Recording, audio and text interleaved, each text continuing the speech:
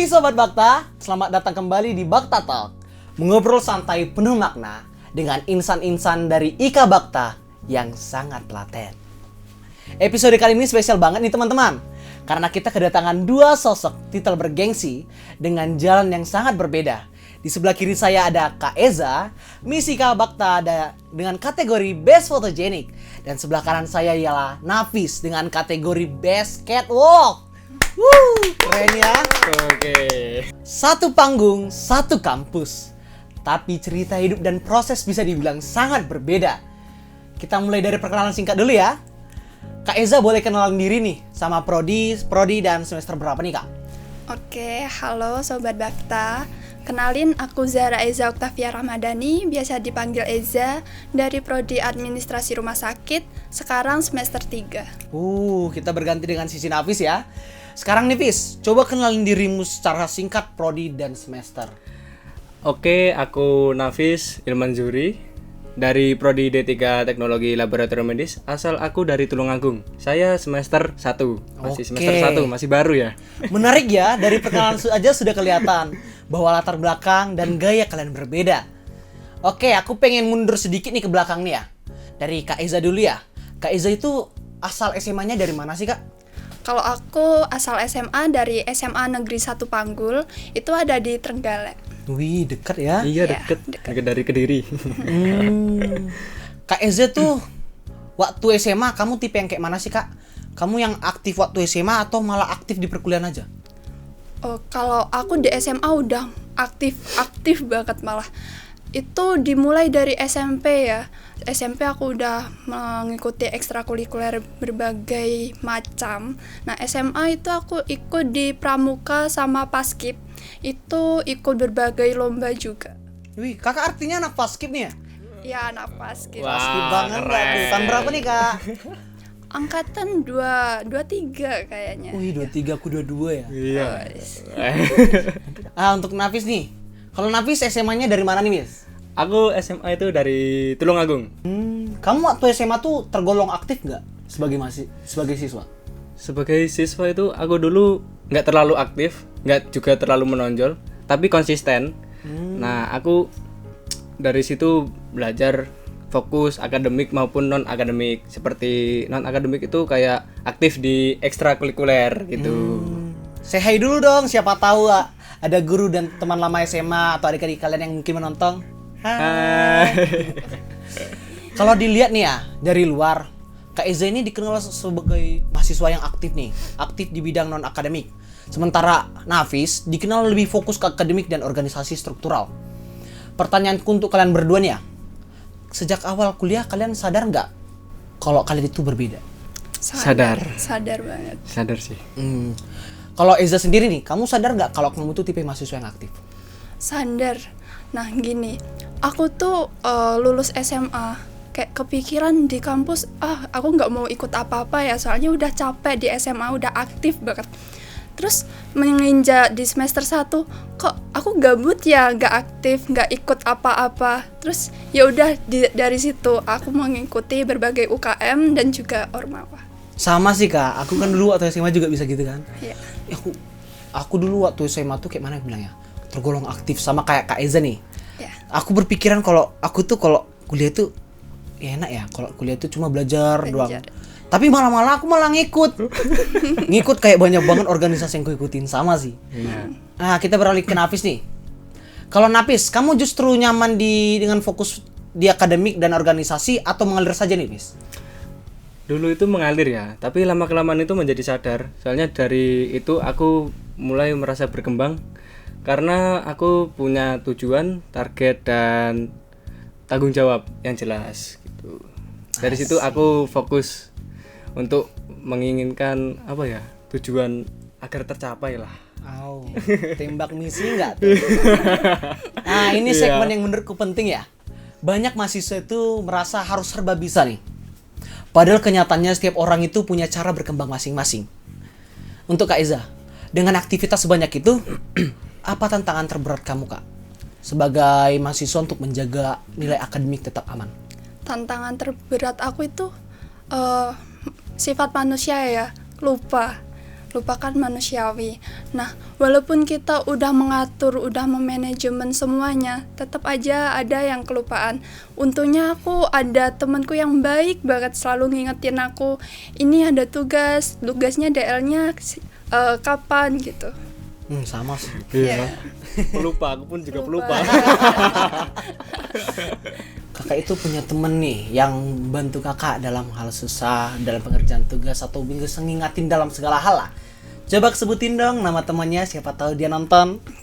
Oke, untuk temanku ini, teman sekelasku ini ya, dia ada Hilda, ada Ilma, Jua, Nadia. Untuk Nafis nih, kamu Oke. punya nggak Fis teman kayak akrab di kelas gitu? Oh, jelas ada dong. Sebutin dong.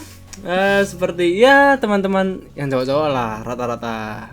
Kalau cewek ya akrab cuma sebatas teman saja. Coba sebutin dong, siapa tahu ditonton nih. Ada Rian, Raffi, Deva, Albrian sama si Bima, Ahmad Bima. Oke, kita masuk ke segmen bertanya ya. Karena kan tadi kan kita udah panjang lebar bicara nih. Apa hal yang membentuk kakak tuh jadi seperti ini? Atau ada nggak momen-momen tertentu yang membuat kakak bisa berdiri seperti ini nih? Anda itu pengalamanku, aku tuh merasa gagal jadi diriku sendiri, kayak Pengen nangis. Sedih sekali. sedih. Enggak sih. Terus kayak gagal, kok aku gini ya. Terus Anda kepikiran, aku mau menghentikan semua yang udah kulakuin.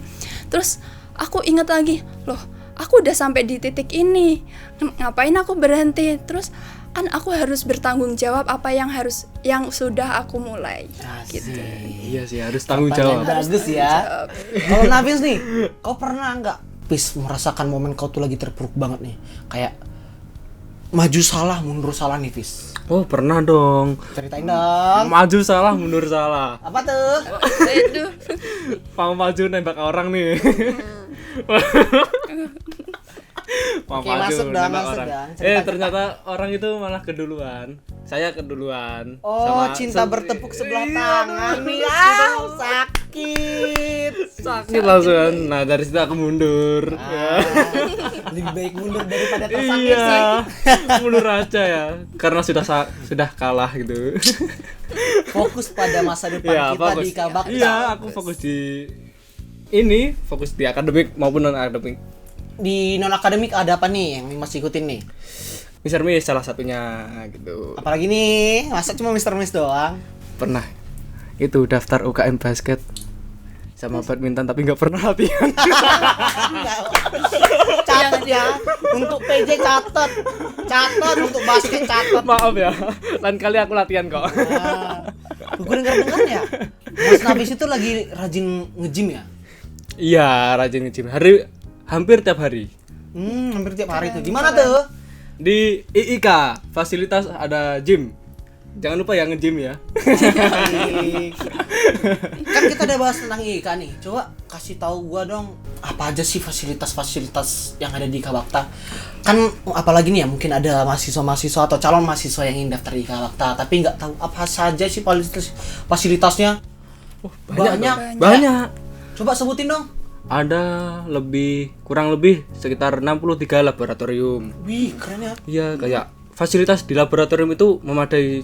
Iya, komplit. Ada fasilitas gym, terus ada sport hall untuk UKM olahraga. Terus ada buat gedung seminar, webinar gitu. Auditorium ya? Ya, auditorium. Yang kayak kursinya kayak bioskop kan? Ya. Keren banget itu. Iya, keren sih Keren. itu. Tapi kalau dari jurusanku sendiri ya, aku kan ngambil jurusan fisioterapi nih. Untuk fasilitasnya itu dia termasuk unggul loh. Karena kenapa?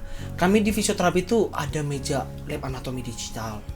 Kami itu mempelajari bagaimana sistem motorik tubuh bekerja dengan cara melihatnya langsung di meja digital. Jadi kami bisa layar sentuh gitu. Keren banget sih. Berarti ada itu ya, terlihat kayak bentukannya tengkorak-tengkorak gitu ya. Ada tengkorak, ada badan manusia utuh, ada sistem pencernaan, sistem syaraf, pembuluh darah, semua lengkap. Jadi kalau orang beranggapan kalau swasta itu fasilitas swasta itu kurang mengenakan, kurang apa. Jangan salah. Oh, di tidak. IKA Bakta kamu terjamin. Tidak di IIK ya teman-teman ya. IIK itu modern. Apalagi ya aku dengar-dengar ya, IKA Bakta itu membuka satu fakultas baru nih. Nah ya betul. Iya. S1 kedokteran nggak sih? Ya, Iya. kedokteran keren banget Is, itu. Satu-satunya di Kediri. Keren banget. Baru loh itu baru. banget. Itu baru. Kalau dari Kak apa nih? Kak Eza. Kan Kak Eza kan ambil jurusan apa nih? Administrasi rumah sakit. Administrasi rumah Ya. sakit itu untuk sistem pembelajarannya atau media-media pembelajarannya kayak mana sih, Kak? Kalau di prodi aku tuh ada di lab komputer ya. Itu lab komputernya udah bagus, udah canggih-canggih, terus lengkap. Di sana tuh bukan hanya 1-2 komputer, tapi banyak komputer. Ada beberapa ruangan juga ya di sana. Oh, lengkap ya. Udah lengkap banget. Kalau Napis nih, kan Napis nih TLM nih. Iya. Teknologi Laboratorium Medis. Untuk fasilitas sistem pembelajarannya sama fasilitas-fasilitas dari kampus itu apa aja sih, Bis? Banyak sih, ada yang pertama nih ada di lab bakteri, hema, parasit, itu semua banyak. Cukup lengkap alatnya, lengkap banget malah. Itu ada mikroskop, kayak tes buat sampel gitu, media, ukiran media gitu. Lengkap pokoknya, lengkap banget. Artinya kalau aku mau cek darah atau apa gitu bisa nggak? Kamu Bisa. Asik. Cek darah, cek apa? Gula darah, kolesterol bisa. Wih, keren banget ya. Iya. Fasilitasnya sangat unggul. Unggul banget sih. Jadi menurut kalian nih IKA Bakta itu worth it nggak? Worth it banget sih. Banget. Apalagi ini kan ada dibangun gedung baru ya. Iya lagi ya. Iya ya, Dua gedung baru ya? Dua gedung baru. RSGM sama Sucipto kalau nggak salah ya. Iya. Keren banget sih. Tahu. Nah, kan kita ada bahas tentang fasilitas dan Kedirinya. Kalau menurut kalian kalau di apa yang bagaimana cara kalian meyakinkan kalau menarik mahasiswa nih agar masuk ke IKA Bakta? Selain dari fasilitas kampus, selain juga dari kotanya, apa yang bisa menarik mahasiswa lah dari luar Jawa tentunya ya. Apa ya? Dari segi makanan kah, ekonomi kah, atau yang lain. Oh iya. Supaya meyakinkan untuk mahasiswa-mahasiswa itu untuk mendaftar di IKA Bakta. Karena kan untuk verifikasi untuk mahasiswa itu mau mendaftar itu tergantung dari wilayahnya, Ekonominya. UMR-nya, makanannya, dan bagaimana kultur keluarganya. Iya sih. Kalau menurut aku itu ya, makanannya murah-murah, enak-enak. Apalagi di kantin ya kan. Kantinnya enak-enak banget itu mah. Stan ijo, bunda. Stan hijau mama. Aku padamu bunda. bakso mie ayam juga enak itu. Enak itu. Kalau Kak Eza nih Kak, apa sih saran yang bisa pendapat Kakak lah yang bisa menarik mahasiswa tuh dari luar Jawa untuk mau mendaftar di IKA Bakta tuh? Dari luar Jawa ya. Jujur aku itu bukan orang Jawa, cuma udah lama di Jawa. Nah, itu kayak orang Jawa tuh ramah-ramah. Nah, kayak ada perbedaan di orang-orangnya ramah terus baik, kayak teman-temanku tadi itu kayak ngingetin aku gitu. Wah. Kan kakak nih banget. bilang kakak ini kan dari luar Jawa. Pengen tahu kakak itu dari mana sih? Kalau aku dari Lampung ya, Lampung Timur. Lampung. Nah untuk Nafis nih sebaliknya nih Fis. Pernah dengan fokus di akademik dan organisasi, pernah nggak kamu merasa ketinggalan di non akademik? Pernah dong. Dulu ada teman-teman nih aktif di non akademik. Aku mikir, aku bisa nggak ya kayak mereka gitu. Tapi dari situ aku sadar kalau berkembang itu bukan sama, nggak harus sama. Semua orang itu nggak harus sama. Jadi ada jalurnya masing-masing. Aku fokus pada diri aku sendiri di bidang aku gitu. Keren ya. Sekarang kita masuk ke titel kalian nih. Banyak orang yang melihat hasil kita tuh sebagai Mr. dan Miss Bakta, tapi nggak tahu apa perjuangan yang kita lewati selama ini. Dari Kak Iza nih, kalau Kak Iza, apa motivasi terbesar kamu ikut Miss IKA Bakta? Motivasi terbesar aku, walaupun aku udah mengikuti berbagai kegiatan, event-event, itu kan aku termasuk di balik layar ya. Aku mengikuti ini tuh ingin menunjukkan diriku. Aku bukan hanya bisa di balik layar aja gitu. Kalau kamu nih Fis, kamu ikut Mr. IKA Bakta itu karena apa sih? awalnya itu iseng ya. Tapi malah lolos gitu. Nah, tapi dari situ aku berpikir kalau aku ingin membuktikan diri aku sendiri untuk bisa berkembang dari situ. Wih, keren ya. Dari duanya aja sudah menggambarkan kalau mereka ini berbeda tapi masih satu motivasi. Ada nggak momen kalian itu merasa nggak pede atau ragu dengan diri sendiri? Oh, jelas Jelas ada. ada. Ya apa tuh? Kasih tahu dong. Dulu pernah sering, tapi aku megang satu prinsip. Kalau udah jalan, kalau sudah melangkah itu harus bertanggung jawab sampai akhir. Keraguan itu kan pasti ada ya. Benar sekali. Nah, tapi jangan sampai keraguan itu untuk menghentikan proses kita. Begitu. Kalau Kak Eza nih, Mungkin kalau aku ya sedikit cerita nih. Aku kenapa kok baru ikut Mr. Miss Bakta tahun ini? Gara-gara tahun lalu tuh aku masih kurang pede. Aku kayaknya gak bakal masuk deh walaupun ikut ini, walaupun udah nyoba. Dan itu kayak berlalu, aku kepikiran, ini ada kesempatan, kenapa kok aku gak mencoba gitu. mau menarik ya. Iya. Kalau kalian tertarik pada satu perjalanan yang besar, perjalanan ini merupakan perjalanan yang besar ya menurutku ya.